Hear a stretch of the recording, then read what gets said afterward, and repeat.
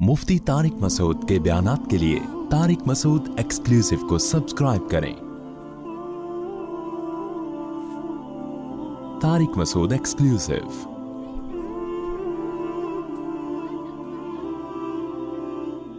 हज़रत सुलेमान अलैहिस्सलातु वस्सलाम जो मूसा अलैहिस्सलाम के बाद आए, मूसा अलैहिस्सलातु वस्सलाम के ज़रिए अल्लाह ने फ़िरौन का मिस्र में ख़ात्मा किया। आप तफसीरों में पढ़ चुके हैं कि फिर मूसा अलैहिस्सलातु वस्सलाम ने बनी इसराइल को हुक्म दिया कि अब जिहाद करो। बनी इसराइल ने कहा इज़हब अंता व रब्बुका, ए मूसा आप जाओ और आपका रब जाएं, हम यहाँ बैठे हुए हैं। तो ये नालायकी की जिसके नतीजे में अल्लाह की तरफ से अजाब आया और 40 साल अल्लाह ने हुक्म दिया कि ये वादी ती में हैरान सरगर्दान घूमते रहेंगे। उसी दौरान हज़रत मूसा अलैहिस्सलातु वस्सलाम की वफ़ात हुई उसी मैदान में। और फिर मूसा अलैहिस्सलातु वस्सलाम की वफ़ात के बाद बनी इसराइल में जो पैगंबर थे उनकी क़यादत में फिर बनी इसराइल ने जिहाद किया और अल्लाह ने उनको फ़तह और नुसरत से हमकिनार किया। और बनी इसराइल का फिर बनी इसराइल उसी जब जिहाद किया तो कुरान मजीद में आपने तालूत और जालूत का वाक़या सुना है। इसी लड़ाई में बनी इसराइल इसमें या इसके बाद दोबारा कोई नए पैगंबर आए ये हमें यकीनी तौर पर नहीं मिलता हिस्ट्री में, लेकिन इसी सिलसिले में बाद में फिर बनी इसराइल की लड़ाई हुई। अल्लाह ने एक पैगंबर उनमें भेजे और हुक्म दिया कि तुम एक ताकतवर कौम से जिहाद करो, लड़ाई करो। तो बनी इसराइल के लिए अल्लाह ने तालूत को अमीर बनाया। फिर तालूत को जब अल्लाह ने अमीर बनाया तो तालूत की क़यादत में जिहाद हुआ। उन्हीं की फ़ौज में एक दाऊद अलैहिस्सलातु वस्सलाम थे जो पैगंबर नहीं बने थे। दाऊद अलैहिस्सलाम ने दुश्मन की फ़ौज में जो जालूत थे उनसे बहादुरी से लड़ के उनको कत्ल किया। और अल्लाह ने फिर दाऊद अलैहिस्सलातु वस्सलाम के ज़रिए दाऊद अलैहिस्सलाम को नबूवत भी अता की और कमांडर भी बनाया और उनके ज़रिए दोबारा से बैतुल मुक़द्दस में यहूदियों की खिलाफत और हुकूमत कायम हो गई। ये मैं इसलिए कह रहा हूँ कि ये थोड़ा सा हिस्ट्री का समझना, आपको तारीख़ का समझना ज़रूरी है इन आयतों को समझने के लिए। तो दाऊद अलैहिस्सलातु वस्सलाम की बहुत बड़ी खिलाफत कायम हुई, दुनिया के बहुत बड़े हिस्से पर हुकूमत हुई। आपको पता है कि जब अहले हक़ अल्लाह की राह में जिहाद करते हैं तो अहले बातिल की फिर उनसे दुश्मनियाँ भी होती हैं। तो अहले यहूद की दुश्मनियाँ भी बढ़ती चली गईं फिर दुनिया की मुख्तलिफ़ कौमों के साथ। लेकिन अल्लाह ने फ़तह और नुसरत से नवाजा दाऊद अलैहिस्सलाम की क़यादत में यहूदियों को। दाऊद अलैहिस्सलातु वस्सलाम के बाद उनके बेटे हज़रत सुलेमान अलैहिस्सलाम जानशीन बने। सुलेमान अलैहिस्सलाम को अल्लाह ने दाऊद अलैहिस्सलाम से भी ज़्यादा बड़ी हुकूमत दी और यहूदियों का दुनिया की एक बहुत बड़ी आबादी पर कब्ज़ा हो गया और उन्होंने शरीयत को नाफिज किया और अल्लाह के दीन के मुताबिक अमल करने लगे। मगर जैसे कि आपने कुरान में पढ़ा होगा इनकी घुट्टी में नालायकी थी, जहाँ पैगंबरों को सताने का मौका मिलता ये सताते, जैसे इन्होंने मूसा अलैहिस्सलाम को सताया था। तो हज़रत सुलेमान अलैहिस्सलातु वस्सलाम के बाद जो यहूदियों का बादशाह बना उसमें आहिस्ता आहिस्ता दीनी लिहाज से खराबियाँ आना शुरू हुई। और फिर जब बादशाह ख़राब होता है तो अवाम में भी खराबियाँ आती हैं। तो हुआ ये कि मिस्र का जो उस वक्त बादशाह था ना, यानी सुलेमान अलैहिस्सलाम के दुनिया से जाने के बाद मिस्र में कोई और हुकूमत थी, आतिश परस्त होंगे, क्योंकि उस वक्त अहले किताब तो सिर्फ यहूदी थे पैगंबरों को मानने वाले, और बाकी लोग कोई आग की पूजा करने वाले, कोई कुछ और करने वाले, कोई सूरज को पूजने वाले। तो मिस्र के बादशाह ने हमला किया शाम पर, क्योंकि शाम में इनकी असल खिलाफत इनकी शाम में थी जो मरकज़ था। तो शाम पे हमला किया और थोड़ा बहुत नुकसान किया उसने और कुछ थोड़ा बहुत माल व असबाब लूट के ले गया। लेकिन इनको तंबी हो गई, यहूदियों को अपने अमाल की इस्लाह का इनको मौका मिल गया। और फिर 400 साल तक कहा जाता है कि बहुत बेहतरीन तरीके से इन्होंने दुनिया पे राज किया। 400 साल गुजरने के बाद कहते हैं कि फिर इनमें बुत परस्ती भी फैलना शुरू हुई, फिर अमाल इनके ख़राब होना शुरू हुए।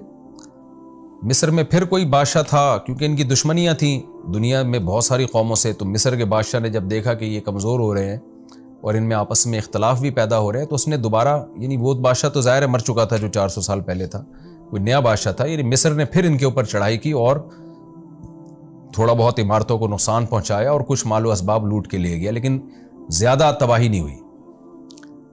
लेकिन इनको इबरत नहीं हुई उस वाक़े से। तो कुछ ही वक्त के बाद जो बाबुल का बादशाह था ना, बुख्त नसर, जिसका बड़ी तारीख़ की किताबों में तस्करा मिलता है, बाबुल के बादशाह बुख्त नसर ने इनके ऊपर हमला किया। जब देखा कि ये थोड़ा कमज़ोर हो रहे हैं और इनमें, जब ज़ाहिर है किसी कौम में एक अपने नज़रिए पर और अपने विजन पे नहीं रहते तो फिर इनमें इख्तलाफात भी होना शुरू होते हैं। तो बुख्त नसर ने इन पर हमला किया और ان کو نقصان پہنچایا، لیکن بہت زیادہ نقصان نہیں پہنچایا، کیونکہ یہود بھی بہرحال طاقتور تھے، پاورفل تھے، اور لیکن اس نے یہ کیا کہ بیت المقدس میں اور جو شام میں نا اپنا کوئی نائب بنا کے وہ چلا گیا. جیسے آج کل بڑی طاقتیں ہوتی ہیں نا کسی ملک پہ قبضہ کر کے، تو ان کو پتا ہوتا ہے ہم اس ملک پہ قبضہ برقرار نہیں رکھ سکتے، لیکن اپنا ہی کوئی کٹ پتلی کوئی حکومت بنا کے چلے جاتے ہیں. تو بالکل اسی طرح کا کام بابل کے بادشاہ بخت نصر نے کیا اور اپنی کٹ پتلی حکومت بنا کے چلا گیا، اور کہا جاتا ہے کہ یہودیوں ہی میں سے کسی کو اس نے بادشاہ بنایا. اب یہ جو نیا بادشاہ تھا جو بخت نصر کا نامزد تھا، اس نے یہودیوں پہ حکومت کی، تھا یہ ادھر ہی کا، یعنی شام ہی کا تھا یہ. تو اس وقت کے پیغمبر تھے جن کا آسمانی کتابوں میں نام آتا ہے حضرت ارمیہ علیہ السلام.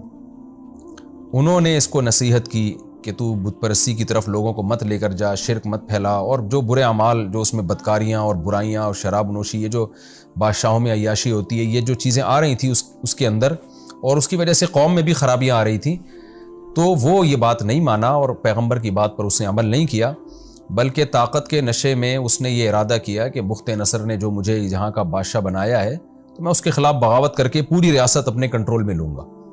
اس نے بغاوت کا ارادہ کیا، یہودیوں نے اس کا ساتھ دیا، نتیجے میں بغاوت ناکام ہوئی اور بخت نصر نے ارض شام میں داخل ہو کر بے تحاشا یہودی قتل کیے. کہا جاتا ہے کہ 40,000 یہودی اس نے قتل کیے. اس زمانے کے لحاظ سے 40,000 بہت بڑی تعداد تھی. 40,000 کو اس نے جلا وطن کیا، سینکڑوں ہزاروں کو اس نے زخمی کیا، قید بنایا، اور بہت یعنی بیت المقدس کو بہت زیادہ اس نے تباہ و برباد کیا، مسجد اقصیٰ کی بے اکرامی کی، توہین کی، اور بغاوت کو چلنے کے بعد پورا کنٹرول شام پہ حاصل کرنے کے بعد بہت سارے یہودیوں کو جلا وطن کیا اور بابل شہر لے گیا اپنے ساتھ غلام بنا کے. کہتے ہیں کہ یہودیوں کو احساس ہوا کہ انہوں نے چونکہ اللہ کی نافرمانی کی ہے، جس کی وجہ سے اللہ کی طرف سے ان پر یہ عذاب آیا ہے، یہ توبہ طائب میں لگ گئے، اپنے اعمال کی اصلاح میں لگ گئے.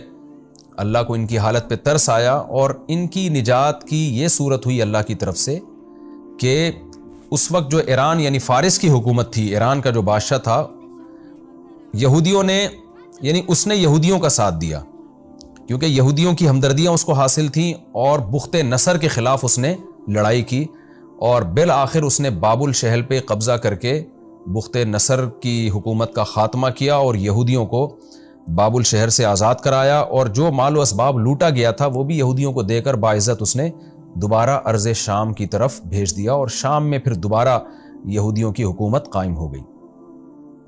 یہ جو واقعہ ہے نا جو میں نے آخر میں ابھی بیان کیا، یہ وہ والا واقعہ ہے جس کو آپ تفسیر میں ابھی انشاءاللہ جس کی طرف اشارہ کیا گیا ہے. جمہور مفسرین کے نزدیک، قرآن میں واضح تو نہیں ہے لیکن جمہور کے نزدیک اس سے یہی مراد ہے، کیونکہ جو قرآن جو تباہی اور بربادی بیان کرتا ہے نا کہ اس طرح سے ہوئی تھی، تاریخی واقعات سے اس کا ثبوت ملتا ہے کہ وہ یہی والا واقعہ تھا، کیونکہ اس سے پہلے یہودیوں پر اتنا بڑا عذاب کسی دوسری قوم کی طرف سے نہیں آیا تھا اور اتنی قتل و غارت نہیں ہوئی تھی. تو ان کو دوبارہ اصلاح اعمال کی توفیق ملی. اس کے بعد پھر یہودی جب شام میں آباد ہوئے، ان کو اصلاح اعمال کی توفیق ملی، انہوں نے توبہ استغفار کی، اللہ سے اپنے گناہوں کی معافی مانگی، اللہ نے پھر ان کو دوبارہ ایک مضبوط ریاست دی. مگر تھوڑے دنوں کے بعد پھر یہ آہستہ آہستہ شرارتوں کی طرف مائل ہونا شروع ہو گئے. یعنی یہ واقعہ ہے حضرت سلیمان علیہ السلام کے تقریباً 425 سال بعد کا. بخت نصر نے جو حملہ کیا نا، بہت زیادہ تباہی مچائی اس نے، جو بغاوت کو کچلا اس نے، تو یہ وہ واقعہ ہے جس کا قرآن تذکرہ کر رہا ہے کہ ہم نے 2 باتیں یہودیوں کے بارے میں لکھ دی تھیں کہ 2 دفعہ زمین میں فساد مچائیں گے اور 2 دفعہ اللہ دوسری قوم کو ان پر مسلط کر کے ان کو عذاب دے گا. تو ان 2 دفعہ میں سے یہ پہلا واقعہ ہے کہ یہودیوں نے فساد مچانا شروع کیا تو بخت نصر نے بغاوت کو کچلنے کے لیے یہودیوں پہ حملہ کر کے بہت زیادہ یہودی قتل کیے. تو یہ پہلا واقعہ ہے. دوسرا واقعہ بھی قرآن میں ہے کہ دوبارہ تم نے پھر اچھے اعمال شروع کر دیے، پھر دوبارہ تم نے زمین میں فساد مچایا. اب وہ فساد کیا تھا؟ وہ بھی 425 سال کے کچھ عرصے کے بعد، اور کہا جاتا ہے کہ حضرت عیسیٰ علیہ السلام کے نزول سے تقریباً 150 سال پہلے. ظاہر ہے اس زمانے میں جو تاریخ بیان کی جاتی تھی بالکل پورے طور پر کیلکولیشن نہیں ہوتی تھی اس کی، تو تقریباً 150، بعض نے 170 سال پہلے لکھا، تو تقریباً عیسیٰ علیہ السلام کے آنے میں بھی 150 سال کا وقت تھا. تو 150 سال پہلے ہوا یہ ہے کہ جب دوبارہ یہ شرارتیں ان میں پیدا ہونا شروع ہوئیں، تو ایک بادشاہ تھا جس نے انطاکیہ آباد کیا. آج بھی انطاکیہ ترکی میں ایک شہر ہے. تو انطاکیہ کے بادشاہ نے ان پر حملہ کیا اور اس نے پھر جو ہے یہاں گھس کے بہت زیادہ یہودی مارے، قتل کیے، اور پھر بالآخر رومیوں نے پھر یہودیوں پہ حملہ کر کے رومیوں کی حکومت قائم ہو گئی، جو آج غالباً اٹلی جس کو کہا جاتا ہے نا، آج کا اٹلی جو پرانا روم تھا۔ یہاں اس وقت یہودی نہیں تھے، یعنی اہل کتاب نہیں تھے، کیونکہ عیسائی مذہب تو آیا نہیں تھا اور لڑائی یہودیوں سے ہو رہی تھی، تو غالب یہی ہے کہ وہ بھی کوئی آگ پرست ہوں گے یا سورج کی عبادت کرنے والے، یعنی روم میں، اٹلی میں کوئی دوسری قوم آباد تھی جو آتش پرست تھے۔ تو چونکہ بیت المقدس شام قریب ہے یورپ سے اور اٹلی سے یہاں کی نسبت، تو وہاں سے جو لوگ اٹھے، وہاں بھی ایک مضبوط حکومت تھی، انہوں نے اس پہ قبضہ کر لیا بیت المقدس پہ، اور پھر سلاطین روم کی یہاں حکومت قائم ہوئی ہے، یعنی رومیوں کے بادشاہ آتے رہے، اور حضرت عیسیٰ علیہ السلام کے نزول تک بھی یہاں رومیوں کی حکومت تھی۔ رومی سے عیسائی رومی مراد نہیں ہے، بلکہ وہ رومی جو آتش پرست یا کوئی بھی مذہب تھا جس کی مجھے تحقیق نہیں ہے، کسی بھی مذہب کو، یعنی یہ نہ وہ یہودی تھے نہ وہ عیسائی تھے۔ اس کے بعد جب یہ واقعہ ہوا، سلاطین کی یہاں حکومت قائم ہوئی، تو تقریباً 150 سال کے بعد پھر حضرت عیسیٰ علیہ السلام ارض شام میں پیدا ہوئے، اللہ نے ان کے معجزے ظاہر کیے، پھر یہودیوں کو حکم دیا گیا کہ حضرت عیسیٰ علیہ السلام پر ایمان لے کر آؤ۔ بہت سے یہودی حضرت عیسیٰ پر ایمان لے کر آئے، بہت سے حضرت عیسیٰ کی مخالفت میں لگے رہے، اور ایک سچے پیغمبر پر انہوں نے زنا کی تہمت لگائی، حضرت مریم کو معاذ اللہ زانیہ کہا، اور پھر حضرت عیسیٰ علیہ السلام کو قتل کرنے کی کوشش کی، جو کہ ان کی عادت تھی کہ ہمیشہ پیغمبروں کا قتل کیا کرتے تھے۔ بہرحال یہودیوں کی جو میجورٹی تھی وہ حضرت عیسیٰ علیہ السلام پر ایمان نہیں لے کر آئی، لیکن وہ جو سلاطین روم تھے وہ حضرت عیسیٰ علیہ السلام پر ایمان لے آئے، اور کہا جاتا ہے کہ روم کا جو بادشاہ تھا نا، جو جس کی بیت المقدس پہ حکومت تھی، حضرت عیسیٰ علیہ السلام کے یعنی آسمان دنیا پہ جانے کے تقریباً 40 سال کے بعد وہ مسلمان ہوا ہے، اور اس کے بعد سے پھر بیت المقدس میں دوبارہ عیسائیوں کی ایک مضبوط ریاست قائم ہو گئی، اور پھر وہ عیسائی دنیا میں پھیلتے چلے گئے، اور پھر یہودیوں سے ان کی بہت زیادہ لڑائیاں بھی ہوئیں، اور اللہ تعالیٰ نے عیسائی مذہب کو دنیا پہ غالب کر دیا۔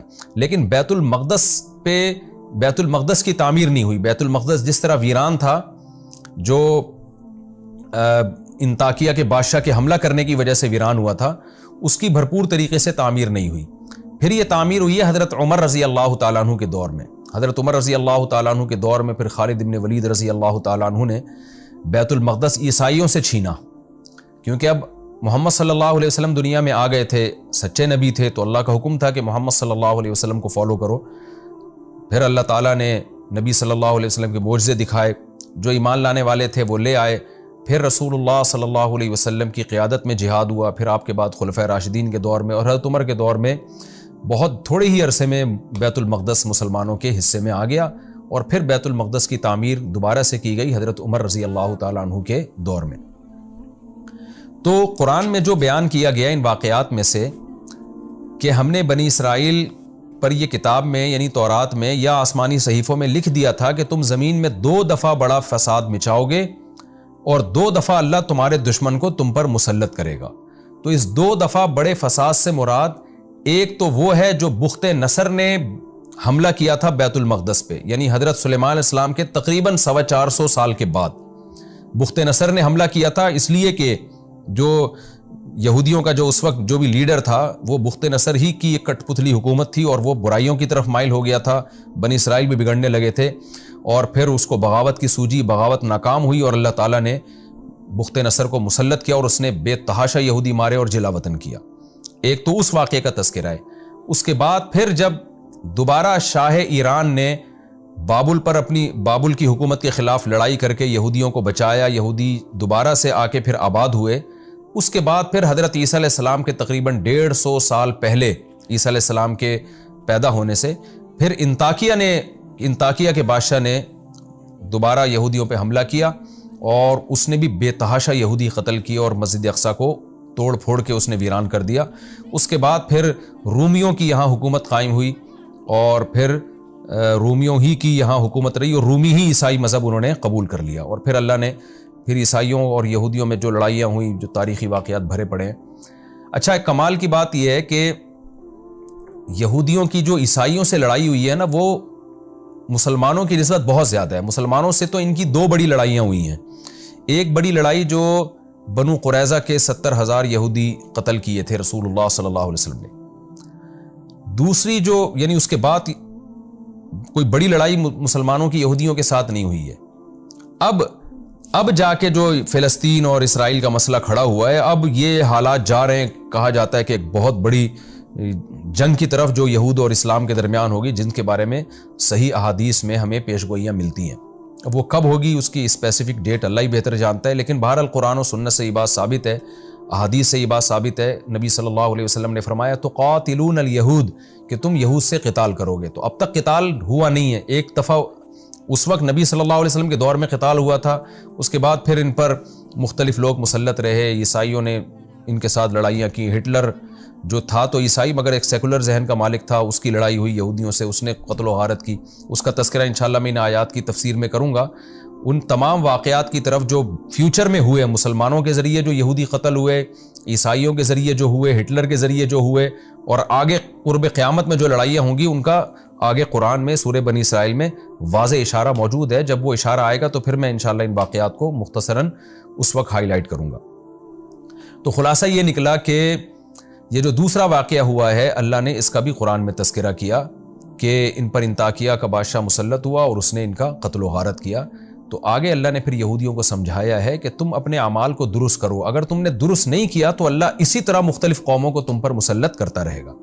تو اب ہم ان آیتوں کی تفسیر کی طرف آتے ہیں. تھوڑا سا اجمالی خاکہ آپ نے تفسیر کا انشاءاللہ سمجھ لیا ہوگا. اچھا, یہ جو ہسٹری بیان کی جاتی ہے نا, یہ کوئی صحیح احادیث میں نہیں ہے, بلکہ یہ آسمانی کتابوں سے ہی مفسرین نے لی ہے, اور یہ مورخین ان واقعات کو نقل کرتے چلے آئے ہیں. تو نبی صلی اللہ علیہ وسلم نے فرمایا کہ حدثوا عن بنی اسرائیل ولا حرج, اس میں کوئی حرج نہیں ہے کہ آپ اگر اسلام میں اس کے کوئی اسپیسیفک ہمیں کوئی مستند ہسٹری نہیں ملتی, کوئی واقعات کی بہت تفصیلی ڈیٹیل ہمیں نہیں ملتی, تو ہمیں عیسائیوں سے یا یہودیوں سے ہسٹری لینے میں ہماری شریعت نے روکا نہیں ہے. اور خاص طور پہ جو خبر متواتر ہوتی ہے نا, جس کو سارے مورخین نقل کرتے چلے آئے ہوں, تو اس کا انکار کرنا ایک ضد اور ہٹ دھرمی کی بات ہے. تو قرآن سے بھی خاص طور پہ جب ان واقعات کی تائید ہو رہی ہے تو اس کو نقل کرنے میں کوئی حرج نہیں ہے. اس میں یہ مطالبہ کہ صحیح حدیث سے دکھائیں, یہ مطالبہ ایک کم علمی کی بات ہوگی. اگر حدیث میں اس کے خلاف ہوتا تو پھر ہم حدیث کو لیتے, ان واقعات کا انکار کرتے, لیکن نہ حدیث میں اس کی موافقت ہے نہ خلاف ہے, بلکہ قرآن سے اس کی تائید ہوتی ہے. اب میں اس کی تفسیر کی طرف آتا ہوں. قرآن کہتا ہے وَقَضَيْنَا إِلَىٰ بَنِي إِسْرَائِيلَ, ہم نے بنی اسرائیل کی طرف یہ فیصلہ کر دیا تھا, فی الکتاب, کتاب میں. کتاب سے تورات بھی مراد ہو سکتی ہے, آسمانی صحیفے بھی مراد ہو سکتے ہیں. وہ کہہ دیا تھا لَتُفْسِدُنَّ فِي الْأَرْضِ مَرَّتَيْنِ, کہ تم زمین میں 2 دفعہ فساد مچاؤ گے. یہاں بہت بڑا فساد مراد ہے, کیونکہ چھوٹے موٹے فسادات پر اللہ کی طرف سے سزا بھی چھوٹی موٹی ملتی ہے. اچھا, اللہ نے لکھ دیا تھا کہ کیا مطلب ہے؟ یہ ایسے ہی ہے جیسے ہمارے پیغمبر صلی اللہ علیہ وسلم نے ہمیں بتا دیا نا فیوچر کے بارے میں, کچھ باتیں ہوں گی, عیسیٰ ابن مریم نازل ہوں گے, تمہاری لڑائی ہوگی, فلاں سے ملحمہ کبریٰ ہوگا, جو قیامت کی علامات ہیں. تو اللہ نے تورات میں بھی بنی اسرائیل کو بتا دیا تھا کہ تم بدعمالیاں کرو گے جس کی تمہیں یہ سزا ملے گی, پھر تم دوبارہ بدعمالی کرو گے, پھر اس کی دوبارہ تمہیں یہ سزا ملے گی. تو وہ کیا لکھ دیا تھا اللہ تعالیٰ نے, لَتُفْسِدُنَّ فِي الْأَرْضِ مَرَّتَيْنِ, کہ تم زمین میں 2 دفعہ سرکشی کرو گے. یعنی یہ اسلام سے پہلے, اس سرکشی سے وہ سرکشی مراد ہے جو اسلام کے دنیا میں آنے سے پہلے ہوگی.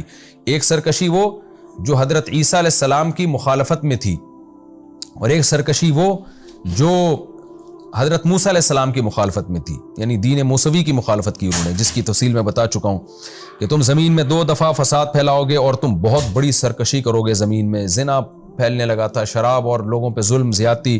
آگے اللہ فرماتے ہیں فَإِذَا جَاءَ وَعْدُ أُولَاهُمَا, ان دونوں وعدوں میں سے جب پہلے وعدے کا وقت آیا. یہاں وعدے سے مراد ہے تقدیر, یعنی جو اللہ نے اطلاع دی تھی نا تمہیں. وعد سے مراد میعاد, وقت مقرر, کیونکہ وعدے میں کسی سے کوئی خاص ٹائم کا وعدہ کیا جاتا ہے تو اس لیے اس ٹائم کو بھی وعدے سے تعبیر کیا جاتا ہے. ورنہ وعدہ تو 80 چیزوں میں ہوتا ہے نا. آپ کہتے ہیں کہ میں تم سے وعدہ کرتا ہوں کہ میں فلاں وقت میں تمہاری دعوت کروں گا, تو یہاں وعدہ اس معنی میں نہیں ہے. یہاں وعدہ ہے میعاد, جو اللہ نے ٹائم بتایا تھا. جب اس پہلا والا ٹائم آیا ہے تو کیا ہوا, بعثنا علیکم عباد لنا, ہم نے مسلط کر دیا تم پر اپنے بندے.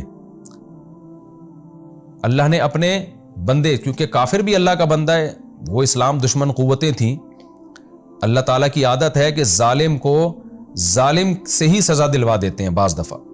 وَكَذَلِكَ نُوَلِّي بَعْضَ الظَّالِمِينَ بَعْضًا، اللہ فرماتے ہیں ہم بعض دفعہ بعض ظالموں کو دوسرے ظالموں سے پٹواتے ہیں.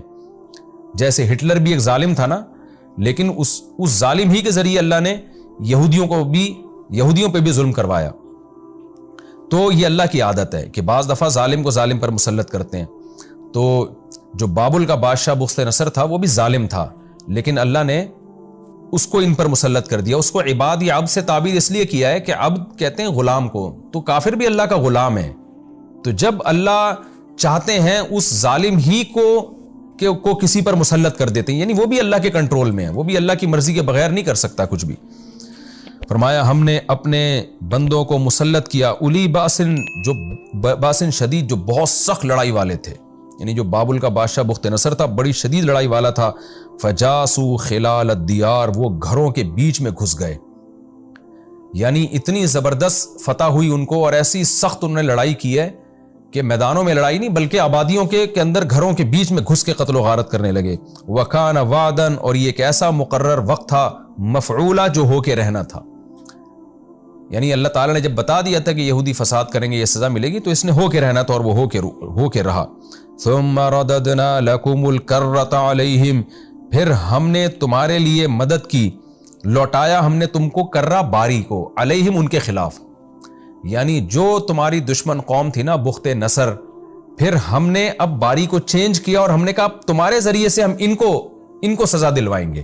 یہ بھی تو ظالم لوگ ہیں نا، اور تمہاری اب مدد کریں گے کیونکہ تم نے توبہ کر لی ہے. تو ہم نے پھر کیا کیا اس کے لیے، وَأَمْدَدْنَاكُمْ بِأَمْوَالٍ، ہم نے مدد کی تمہاری مالوں کے ذریعے، وَبَنِينَ، اور بیٹوں کے ذریعے. بیٹوں کے ذریعے مدد کا مطلب یہ بھی ہو سکتا ہے کہ اللہ نے یہودیوں کی نسل بڑھائی. جب بابل شہر میں یہودی جا کے آباد ہوئے نا تو ان کی نسل بہت تیزی سے بڑھی ہے. تو ظاہر آبادی کا ریشو جب کسی قوم کا بڑھتا ہے تو وہ پاور میں آ جاتی ہے. جو حکمران قوم تھی ان کی آبادی کا ریشو کم ہوا اور یہودیوں کی آبادی کا ریشو بڑھ گیا، جس کا نتیجہ یہ نکلا کہ جب ایران کے بادشاہ نے حملہ کیا ہے بابل پر اور بخت نصر کے خلاف، تو یہودی اتنی بڑی تعداد میں تھے، انہوں نے ایرانیوں کی مدد کی اور اللہ نے افرادی قوت کی وجہ سے بخت نصر کی حکومت کا خاتمہ کر دیا. یہ بھی مطلب ہو سکتا ہے، اور یہ بھی مطلب ہو سکتا ہے کہ جو قیدی یہودیوں کے قید ہوئے تھے وہ اللہ نے چھڑوا دیے، جس کے نتیجے میں ان کی افرادی قوت بڑھ گئی. وَأَمْدَدْنَاكُمْ بِأَمْوَالٍ وَبَنِينَ وَجَعَلْنَاكُمْ أَكْثَرَ نَفِيرًا، اور ہم نے تمہیں زیادہ بنا دیا نفر کے اعتبار سے. نفر بھی افراد کو کہتے ہیں، افرادی قوت ہم نے بہت کر دی. تو زیادہ مفسرین اسی طرف گئے ہیں کہ آبادی کا ریشو بڑھا دیا، بہت زیادہ ان کی اولادیں ہوئی، بچے ہوئے، جس کے نتیجے میں جوانوں کا ریشو بہت زیادہ ہو گیا، اور پھر ان کی آبادی بہت زیادہ بڑھ گئی، تو اس کے نتیجے میں ان کو قوت اور طاقت مل گئی. ان احسنتم احسنتم لانفسکم، آگے اللہ فرماتے ہیں اگر تم اچھا عمل کرو گے، یعنی ہم نے یہ سب باتیں لکھ دی تھی پہلے کہ اگر تم عمل اچھا کرو گے تو احسنتم لانفسکم، تو تم اپنے ہی فائدے کے لیے کرو گے. اب دیکھو تم نے توبہ کر کے اچھا عمل شروع کر دیا نا، تو اللہ نے ایران کے بادشاہ کے ذریعے بخت نصر کو، بابل کی حکومت کا خاتمہ کیا، اور تمہیں اللہ نے نجات دے دی. تمہارے اچھا عمل تمہارے ہی فائدے میں جا رہا ہے. وَإِنْ أَسَأْتُمْ فَلَهَا، اور اگر تم برا کرو گے، فلاحا، تو یہ بھی لِأَنفُسِكُمْ، تمہارے ہی نفس کے لیے یہ برائی بھی، یعنی اس کا نقصان بھی تم اٹھاؤ گے جیسے کہ تم نے اٹھایا. فَإِذَا جَاءَ وَعْدُ الْآخِرَةِ، پس جب دوسرا وعدہ آیا ہمارا، یعنی ایک دفعہ تمہیں بخت نصر سے نجات ملی، شام میں جا کے دوبارہ آباد ہوئے، پھر بدعمالیوں کی طرف تم مائل ہوئے، تو اس کو اللہ نے دوسرا وعدے سے تعبیر کیا ہے، یعنی دوسرا وقت مقرر آیا تاکہ لیسوء وجوہکم، تاکہ تمہارا دشمن تمہارے چہروں کو بگاڑ دے. اس سے مراد وہ انطاکیہ کا جس نے انطاکیہ کو آباد کیا وہ بادشاہ تھا جس نے یہودیوں پہ چڑھائی کی، ان کی بدعمالیاں شروع ہو گئی تھیں، نااتفاقیاں شروع ہو گئیں، اور اس نے کیا کیا، اتنا یہودیوں کو مارا ہے کہ ان کے چہروں کو بگاڑ دیا. یہ چہروں کو بگاڑنا کنایا ہے بے تحاشا مار پیٹ سے، کہ وہ بیت المقدس میں گھسا ہے، اور لیسوء وجوہکم، تاکہ وہ تمہارے چہروں کو بگاڑ دے، وَلِيَدْخُلُوا الْمَسْجِدَ، اور تاکہ یہ تمہارے دشمن گھس جائیں مسجد میں، مسجد اقصیٰ میں، کما دخلوہ اول مرہ، جیسے پچھلی مرتبہ تمہارے دشمن گھسے تھے اس میں، انہوں نے جو تخریب کاری کی تھی، اس دفعہ بھی تمہارے دشمن وہی کام کریں گے. وَلِيُتَبِّرُوا، اور تاکہ یہ لوگ تباہ و برباد کر دیں، ماں، ہر اس چیز کو، عَلَوْا، جس پر یہ غالب آئیں، تتبیرا، بالکل تباہ و برباد. یعنی ایسا لگتا ہے کہ یہ دوسرا جو واقعہ ہوا ہے نا، یہ پہلے سے بھی زیادہ خطرناک تھا، کیونکہ قرآن نے اس کو زیادہ اہتمام سے بیان کیا ہے. آگے اللہ تعالیٰ فرماتے ہیں اب یہ اس کے بعد پھر میں نے آپ کو بتایا کہ پھر رومیوں کی، اٹلی کے جو بادشاہ تھے، جو بھی آتش پرست لوگ تھے، ان کی بیت المقدس پہ اور شام پہ حکومت قائم ہو گئی، اور پھر تقریباً 150 سال کے بعد اللہ نے حضرت عیسیٰ علیہ السلام کو پیدا کیا۔ آگے اللہ فرماتے ہیں عسیٰ ربکم ان یرحمکم، اللہ نے یہ بات بھی لکھ دی، یہ سب باتیں وہی چل رہی ہیں جو لکھی بھی ہیں، کہ امید ہے کہ تمہارا رب تم پر رحم کرے گا، یعنی ابھی بھی رحمت کا ایک آپشن تمہارے لیے باقی رکھا اس نے۔ وہ کیا ہے؟ اس میں اشارہ ہے کہ اب نئے حضرت عیسیٰ علیہ السلام پر ایمان لے کر آؤ، اور جب محمد صلی اللہ علیہ وسلم دنیا میں آئیں تو ان پر ایمان لے کر آؤ، پھر اللہ تم پر رحم کرے گا، پھر مسلمانوں کے ساتھ ملا کے اللہ تمہاری حکومتوں کو دوبارہ قائم کرے گا۔ لیکن آگے اللہ فرماتے ہیں وَإِنْ عُدْتُمْ عُدْنَا، اگر تم نے دوبارہ وہی بدعمالیاں شروع کی، وہی زمین میں فساد شروع کیا۔ دیکھیں، فساد ایک خاص نوعیت کی بدعملی کو کہتے ہیں، ایسی بدعملی جس میں لوگوں پہ ایک تو گناہ ہے نا انسان کا پرسنل، ایک شراب پی رہا ہے، زنا کر رہا ہے، ایک یہ فساد ہے، ایک ہے کہ سازشیں کر کے زمین کا امن خراب کرنا۔ تو ایسا معلوم ہوتا ہے یہودی صرف انفرادی بدعملی میں مبتلا نہیں تھے، اجتماعی ایسی بدعملی جس سے زمین کا فساد تباہ ہو رہا ہو، حب مال، حب جاہ اور لوگوں پہ ظلم، اس قسم کی برائیاں ان میں آ گئیں۔ تو اللہ فرماتے ہیں وَإِنْ عُدْتُمْ عُدْنَا، ہم نے یہ بھی لکھ دیا تھا کہ اگر تم دوبارہ لوٹے تو ہم بھی دوبارہ لوٹیں گے۔ کیا مطلب؟ اسی نوعیت کی سزا دیں گے جو پہلے ہم دے چکے ہیں، جو بخت نصر کے ذریعے اور رومیوں کے ذریعے اور انطاکیہ کے ذریعے تمہیں ہم سزا دے چکے ہیں، کہ کس طرح لوگوں نے تمہیں مارا۔ دیکھیں قرآن کی یہ کیسی بلاغت ہے اور کیسی پیش گوئی ہے۔ یہ آیتیں مکہ میں نازل ہوئی ہیں، اس وقت بنو قریظہ بنو نذیر کے واقعات نہیں ہوئے تھے، یہ مکہ میں نازل ہوئی ہیں، لیکن بالکل یہودیوں کو اس کے بعد اسی انداز سے سزا ملی ہے جو پہلے ملتی تھی۔ پہلے قوموں پہ عذاب آتے تھے نا زلزلے کے اور طوفانوں کے، لیکن اللہ نے یہودیوں کے لیے کیا عذاب رکھا کہ بدعمالی اگر کرو گے تو قومیں مسلط کرے گا۔ تو پھر کیا ہوا کہ اللہ نے اہل اسلام کو مسلط کیا، یہودیوں نے مسلمانوں کے ساتھ دو نمبریاں اور غداریاں شروع کر دی۔ آپ صلی اللہ علیہ وسلم جب مدینہ گئے تو آپ نے یہودیوں سے کوئی چھیڑ چھاڑ نہیں کی، ٹھیک ہے تم اپنے مذہب کو فالو کر رہے ہو، ہم پر ایمان لے آؤ، گواہی دو، نہیں لاتے تو تمہاری کوئی دشمنی نہیں ہے، بلکہ آپ نے بنو قریظہ، بنو نذیر اور اس کے علاوہ بھی یہودیوں کے جتنے قبائل تھے سب سے ایگریمنٹ کیے۔ مگر یہ وہی شرارتیں، وہی بدماشیاں، ادھر ایگریمنٹ مسلمانوں سے کر رہے ہیں لیکن ساتھ مشرکین کا دے رہے ہیں۔ یعنی یہ دیکھتے تھے کہ جہاں ہمیں فائدہ نظر آئے تو کوئی معاہدہ نہیں اور کوئی زبان کا اعتبار نہیں، اسی کو فساد کہتے ہیں۔ مشرکین مکہ میں ایک چیز تھی، معاہدوں کی پابندی، جو زبان سے کہہ رہے ہیں وہی دل میں۔ آپ کو پتہ ہے کہ منافقت کا جو اصطلاح ہے نا اسلام میں، نفاق، یہ یہود کے بعد آئی ہے۔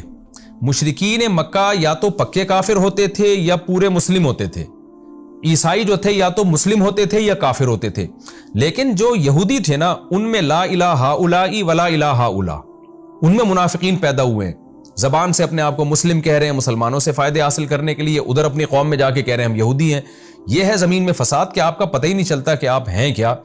تو اتنی شدید انہوں نے مسلمانوں کے ساتھ غداری کی ہے کہ جنگ میں مشرکین کا ساتھ دیا، جس کی سزا میں آپ صلی اللہ علیہ وسلم نے پھر ایک دن میں 70,000 یہودی قتل کیے، کیونکہ بہت بڑی غداری کی تھی۔ جوانوں کو سب کو قتل کر دیا، بچوں اور عورتوں کو چھوڑ دیا اور باقیوں کو جلا وطن کر دیا، اور پھر حضرت عمر کے دور میں مکمل ان کو ارض عرب سے، جزیرہ عرب سے ہمیشہ کے لیے نکال دیا گیا۔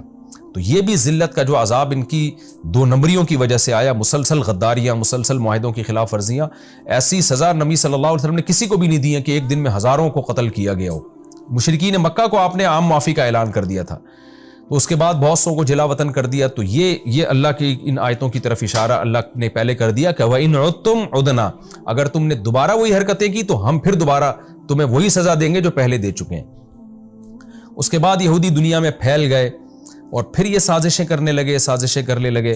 تاریخ میں بہت سے واقعات تو ہم تک پہنچے ہی نہیں ہوں گے کیا ہوتا رہا ان کے ساتھ، لیکن مشہور ترین واقعہ جو ہٹلر کا 1930s کے آس پاس جو واقعہ ہوا کہ ایک سیکولر آدمی تھا تو عیسائی لیکن سیکولر تھا، اتنے یہودی اس نے قتل کیے۔ میں تو جرمنی گیا ہوں، میں نے وہ جگہیں دیکھی ہیں، وہاں لوگ ابھی بھی ان جو یہودیوں پہ مظالم ہوئے ان کو یاد کرتے ہیں کہ کیسے اٹھا کے ہٹلر جو ہے نا ان کو زندہ دیگ میں ڈال دیا کرتا تھا، زندہ جلا دیا کرتا تھا۔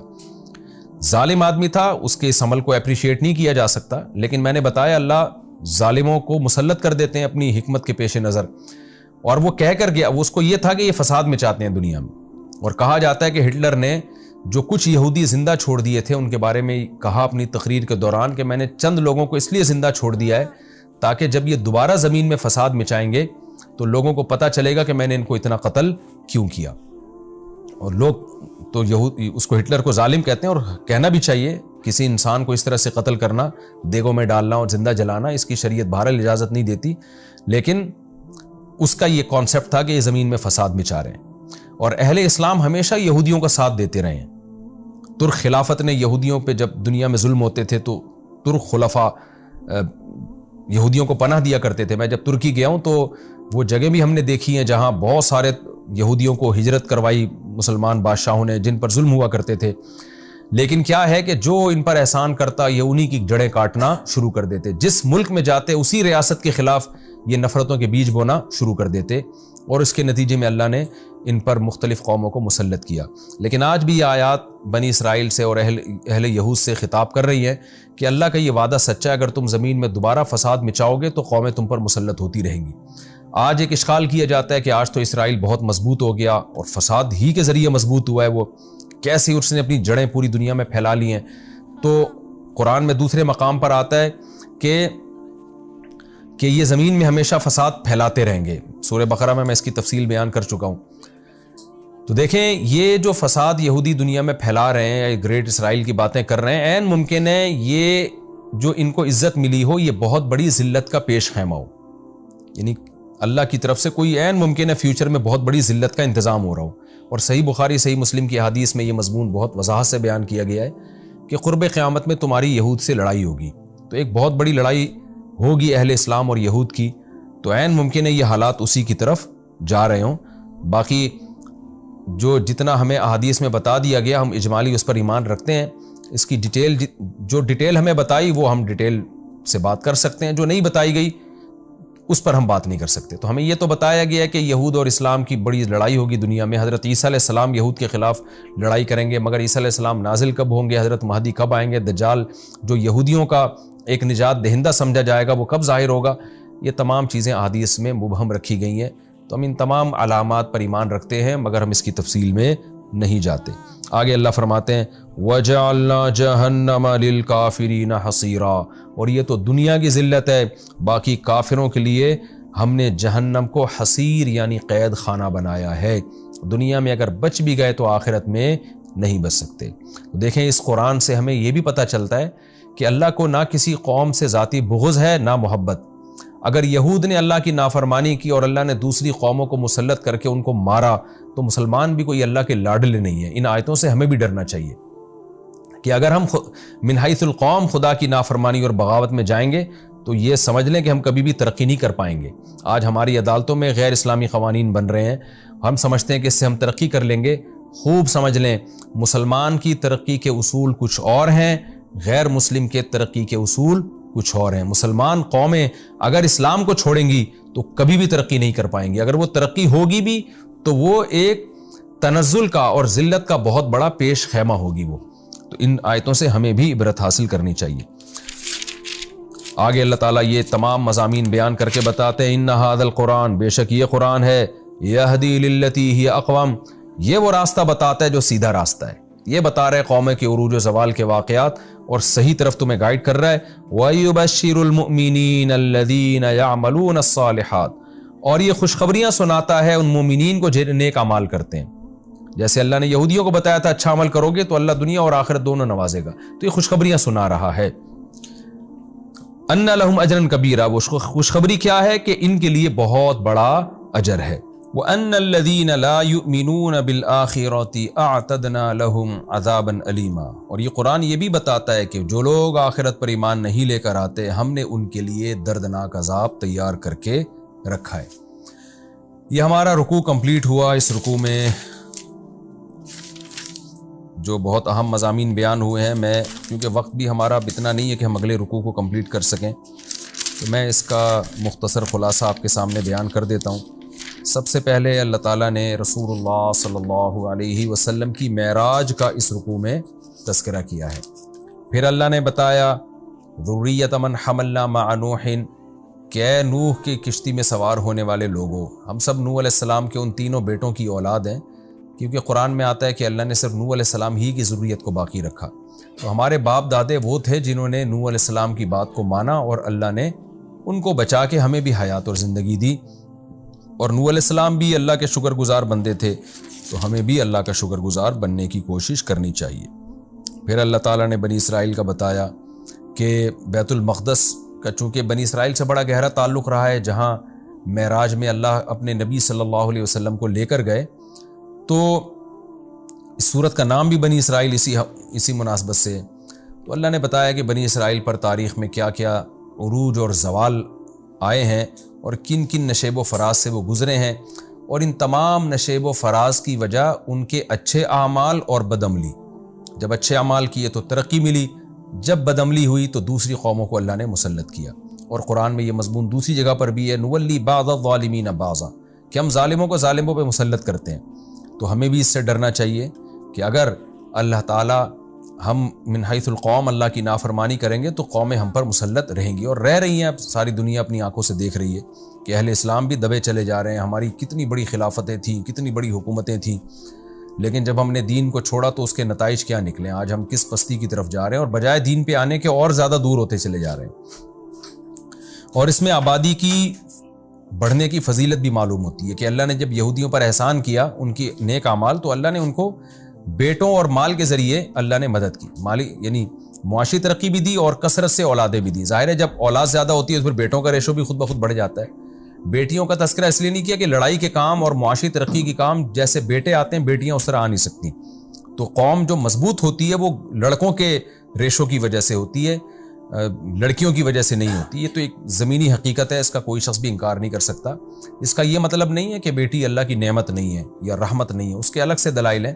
لیکن چونکہ یہودی مغلوب تھے تو دنیا میں غالب کرنے کے لیے بہرحال جوانوں کا ریشو، جوان لڑکوں کی تعداد میں ایک بہت بڑی تعداد میں ان کا ہونا یہ بہت ضروری تھا.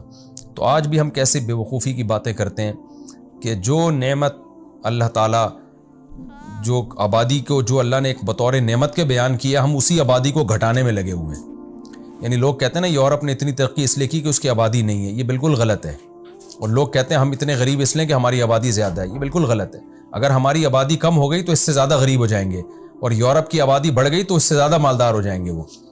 قرآن میں اس مضمون کو اللہ نے اور بھی مقامات پر بیان کیا. نوح علیہ السلام نے جب اپنی قوم کو سمجھایا کہ تم ایمان لے کر آؤ تو وہاں بھی یہ فرمایا یمددکم باموال و بنین، کہ اللہ تمہیں اولادیں کثرت سے دے گا، مال بھی دے گا، اولادیں بھی دے گا.